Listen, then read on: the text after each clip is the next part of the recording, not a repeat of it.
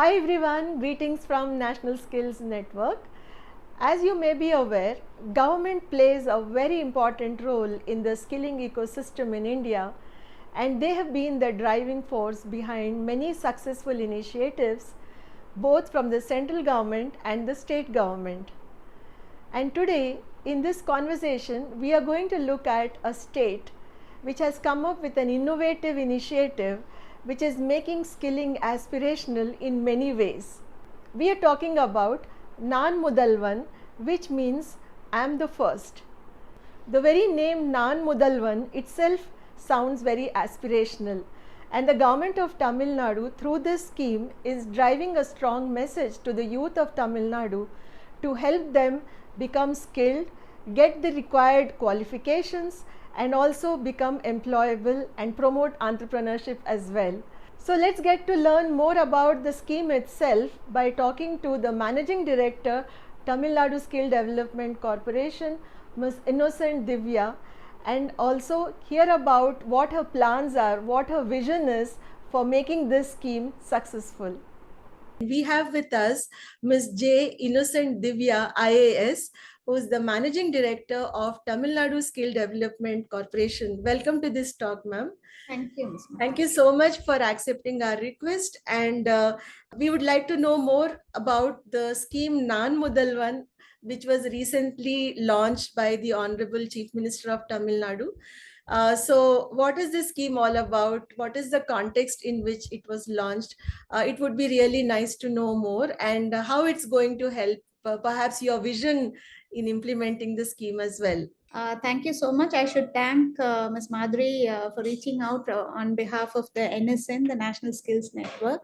And I'm very privileged to be part of this dignified forum to present what Naan Mudhalvan is about. Because this is something that we would like to present to the entire country. About the concept, the thinking behind which this program has been designed, and how we propose to scale up this model. Okay. So as you're aware, there are various skilling initiatives. Various departments are doing it at various levels in different domains, in different streams, different job roles. They're doing it all at their levels, different levels. And even within the government, there are different departments which are doing skilling. It is not only the Skill Development Corporation that is doing skilling. There is the Rural Development Department. Then there is the the School Education Department. There is the Higher Education Department. Then you have the industries. You have the micro, medium, and small industries department. Then you have the Adi Dravida Welfare. So a whole host of departments are doing skilling. Now, how do we integrate it? So when the Honorable Chief Minister, when the new government took over, the government wanted this to be, this skilling to be an overarching program, to be, so that you gain perspective, you know what is happening in different departments and how you can bring it under a single umbrella, so that the coordination then is quite possible. So this was the thinking behind, Naan Mudhalvan.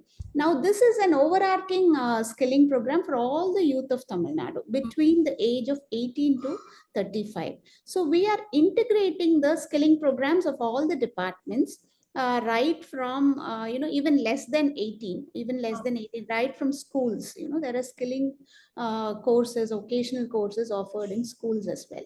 So right from that level up to the level of, upskilling working professionals.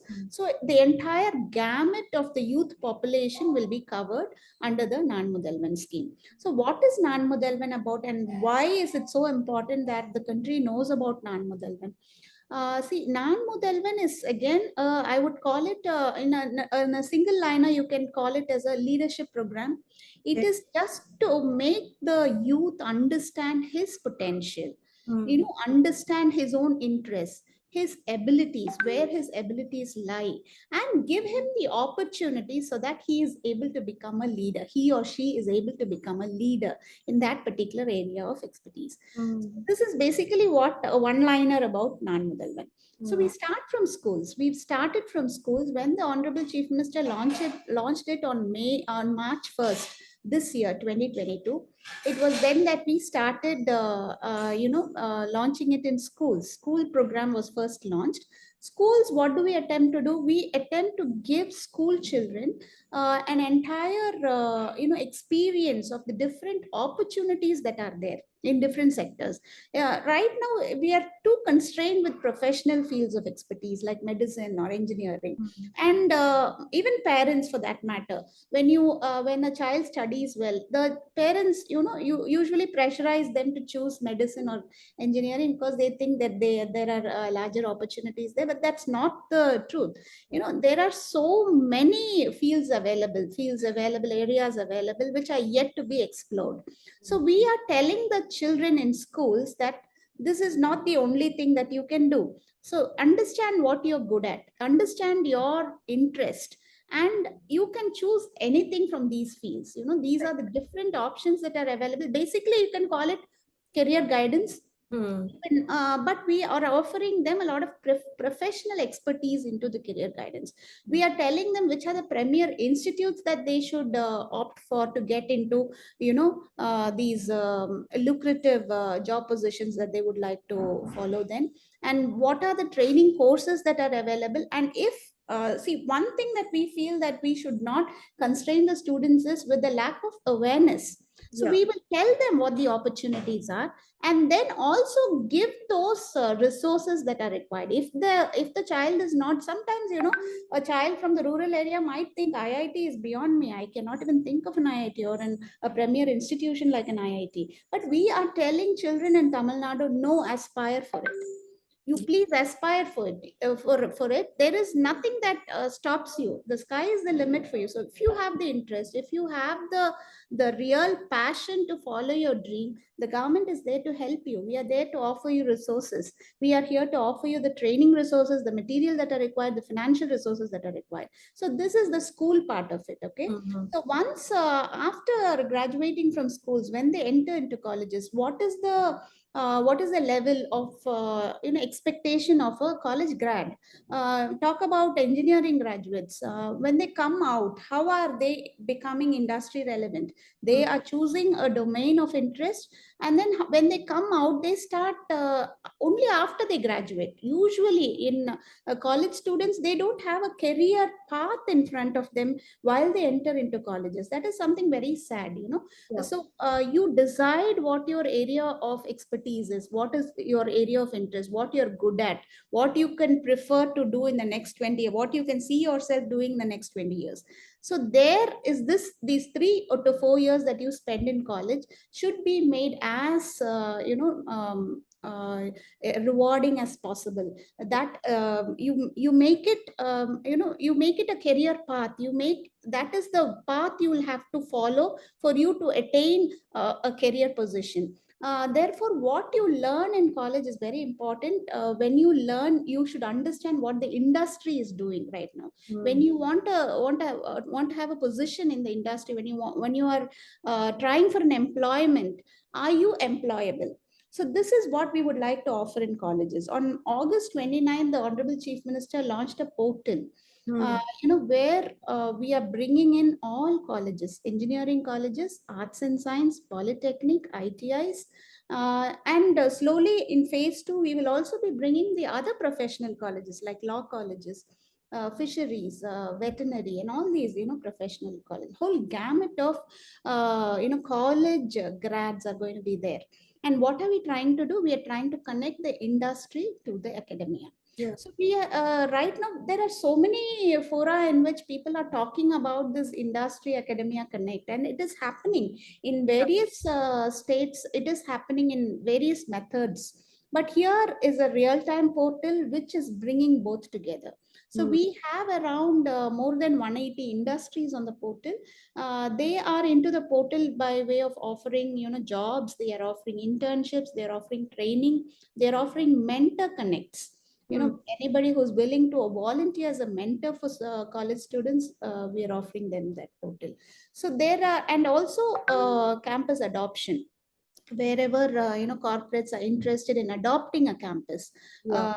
uh, that also is available. So here is a real time interaction between the industry and the academia. Now the industry will tell us what is the skill gap, what is that is lacking in the graduates of the day of today, why they are not able to hire them without training them. So these are skills, important skills which we get to know, and we are acting as the bridge. Rather, the Naan Mudhalvan platform acts as the bridge between the academia and the industry. So we understand what the skill gap is. We take the relevant training, we source it from the training partners, and we offer it in colleges. Mm-hmm. Right now, what has been done under Naan Mudhalvan is, first we've taken up all the engineering college students, right from the first semester till the eighth semester. We've taken them, and we've had a team of experts sit with the industry, understand what the skill gap is, domain wise, stream wise, mechanical, what is the problem, civil, what is the problem. So Mm. here we had continuous engagement with the industry, and now we've come up with certain courses. Okay, why aren't we offering them as value added courses? We are only offering them as mandatory courses. Why? This is because we've had previous instances where value added courses, it is only going to benefit that 10% of the student population Yeah. who are Mm. very good at studies, Mm. and who have already completed their coursework, and you're looking for other certificates to just enliven their resume, or looking for a higher pay package. But the program is not, the objective of the program is to skill at scale. We are not looking at the 10%. Of course, we are aware that if you launch a platform, the 10% will definitely benefit. Yeah. But then what about the 90%? 90% of the students are somewhere in rural colleges. They are studying in villages. And the faculty sometimes, 10, 20 years of valuable experience they have. But what is the connect with the industry? Faculty sometimes do not understand what the industry wants. Therefore, this gap is there. There is a lag. And curriculum alteration, when it can be done, at what intervals it can be done. Curriculum cannot be simply changed. It cannot be changed as per the whims and fancies of the industries. It has got to have a certain life cycle. So Right. how do we get this done? So on one hand, we have graduates coming out looking for employment, then they look for other skilling options, and then they learn a emerging tech, and then find a job. Otherwise, they get underemployed. They are fighting for those positions which are looking for polytechnic or ITI graduates. Yeah. So this has to change. So Yeah. where will this change? It can only change if we offer emerging tech, or whatever is required by the industry, whatever is the in thing in the industry, if we offer them as mandatory courses in academia. And Yeah. how do we get it done? We pass it again. It's a rigorous process, of course. It passes through the academic council, the board of studies. You mandate that these are the courses. These will be given credits. These are courses which should definitely be taken by the student for him to complete, for him or her to complete the course, complete a graduation in that field. And that way, when it is part of the syllabus, when it is part of the curriculum, every student has to take it, whether he or she likes it or not. Yeah. So we're making it that way. So this is a program where 18 courses, we've made it mandatory for engineering students, and we have taken in some world-class training partners for communication. It's partners like Cambridge and British Council we're working with, and for Office fundamentals, again Microsoft, Oracle, and all this. So we have actually mapped these courses to world class training partners, and we are offering it at free of cost. Rather, we are taking up the cost. The government is taking up the cost of every student, because when you make it mandatory, you cannot ask the child to pay for a mandatory course. So we are taking up the cost on behalf of the student. And then in addition to that, we have around more than 100 free courses, and also paid courses at heavily subsidized rates, because training partners and industries are able to connect with more than 2000 institutions on a single portal. So therefore, there's a lot of value addition to the, value proposition to the industry, as well as to the training ecosystem. And therefore, they at heavily subsidized prices, they are able to offer us the rates, so this is a very this I think will be a game changer in the arena of higher education. And also at the blue collar skilling level, we are trying to integrate all the skillings that are going on with, with various departments. We're trying to integrate it into a single skilling ecosystem, where we get the demand exactly from the industry and pass it on to the lower level functionaries like the panchayat president and below, and then get the student population mobilized, the unemployed youth mobilized for those training programs, and then offer it to them. So it's a sort of a single nodal agency that we're trying to create through Naan Mudhalvan. Okay. So, ma'am, just this Naan Mudhalvan as a word, I understand it as I'm first or I'm going to lead, isn't it? That's what it means, right? Correct. So going by the spirit of this, I think all that you described is all, adding to various aspects of grooming a child and giving them opportunities. And also you mentioned about parents becoming aware. I think that's most essential today. In fact, if you look at engineering also, like you mentioned, everybody wants to go for computer engineering. Nobody is looking at civil engineering these days, right? Even among engineering degrees, you have this hierarchy. So in such a scenario, you also mentioned about the industry partnerships. So what are some of the implementation level challenges you foresee, ma'am, and how are you going to overcome such challenges proactively? Because it's a huge project, and I think it's at a state level, and you've described it as something like an umbrella project which is going to converge everything, right? So what in your opinion would be these challenges? Perhaps others also can learn from this. There are challenges, but we see them as opportunities. Because you know why? Because 12 lakh students under in a single platform is something that has never been attempted for. But then this will create, or this will pave the path for future skilling initiatives at scale. So one of the main challenges that we faced with this was, one, see, as you spoke about, computer or IT skilling rather online learning has become the norm. So this is something at scale you can do it at scale. You can upscale it if you want. So this is something that has post pandemic, since everybody is used to online learning methods.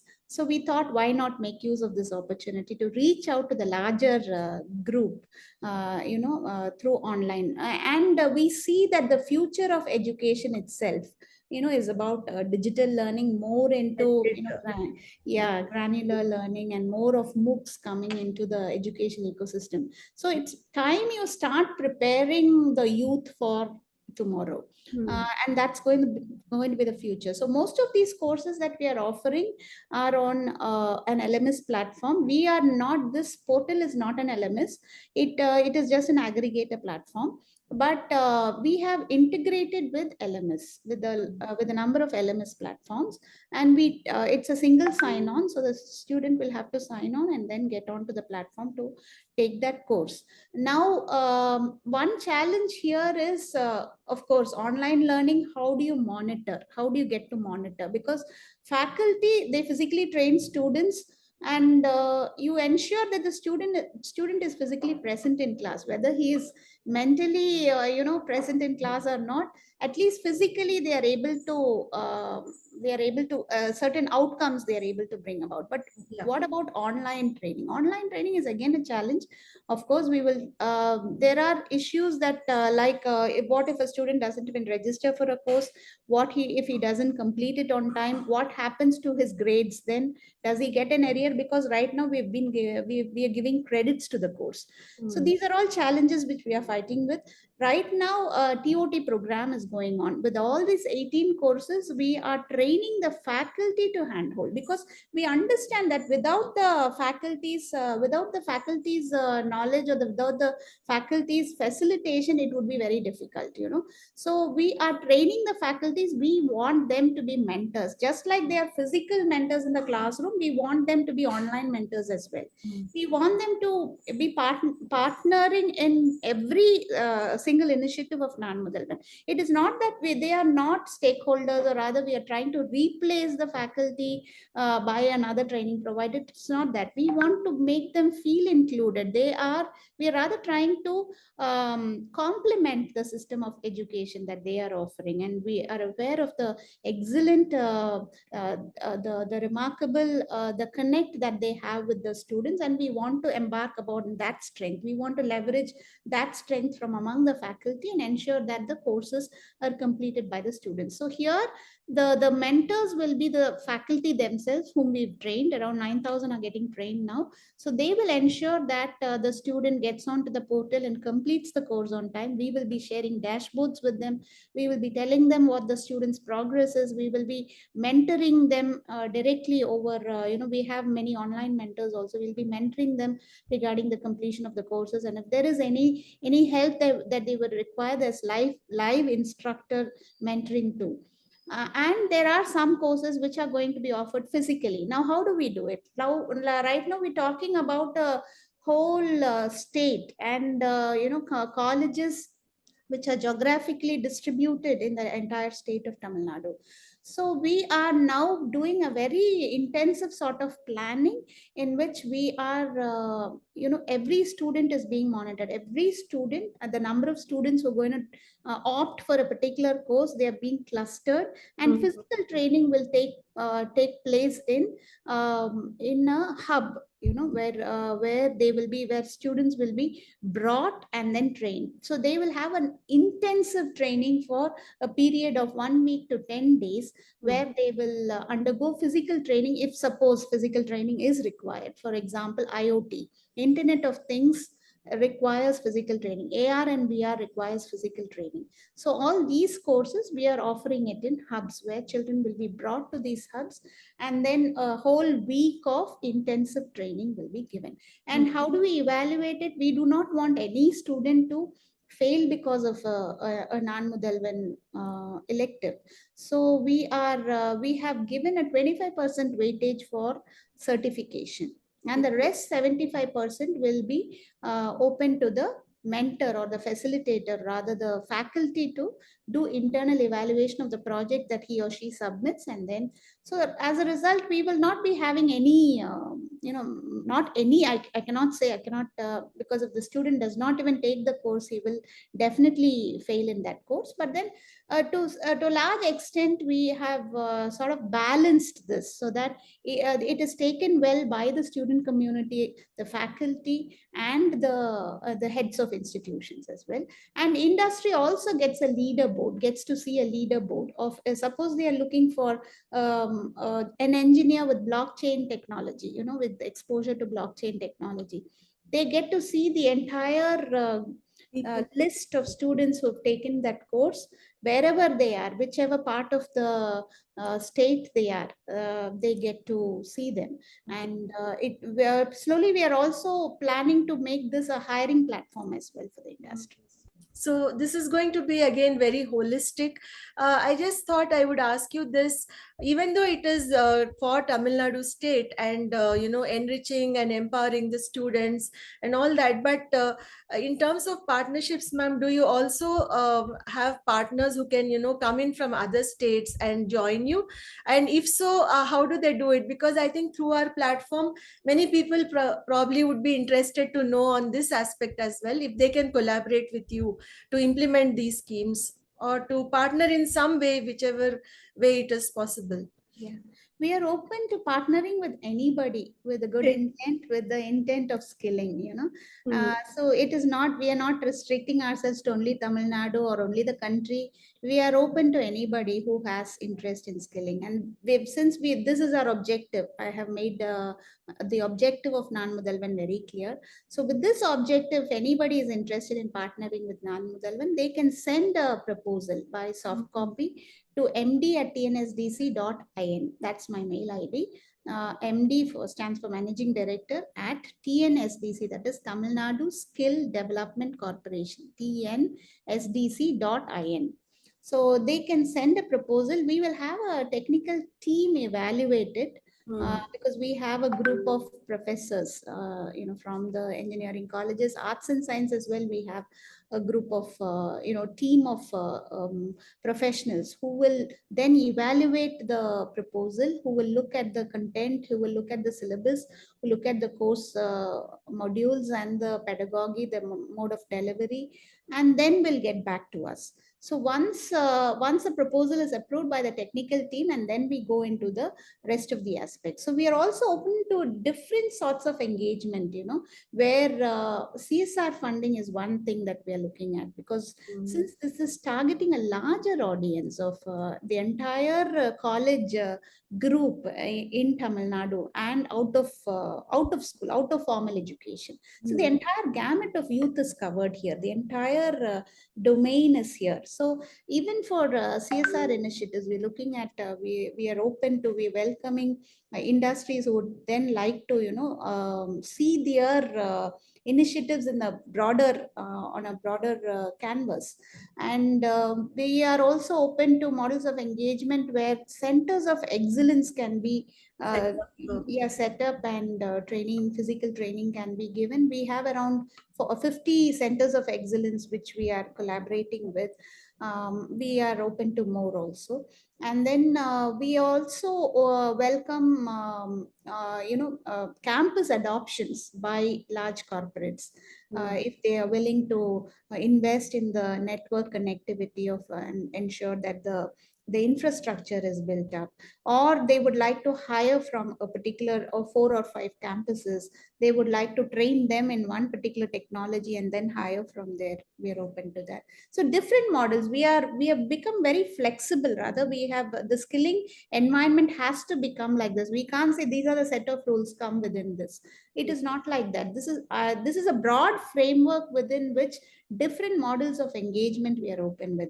So any other corporate or any other training partner having a different model of skilling, we are quite open to look at different other successful models also, and we are open to learning from other states as well where there are such successful models. That's really nice to know, ma'am. Since you just mentioned it is flexible, and I think flexibility is the need of the hour, because even the national education policy talks about building in a lot of flexibility. Like you already mentioned many initiatives which I think are also in line with few new things we are learning from the new policy, and also the way you are implementing it.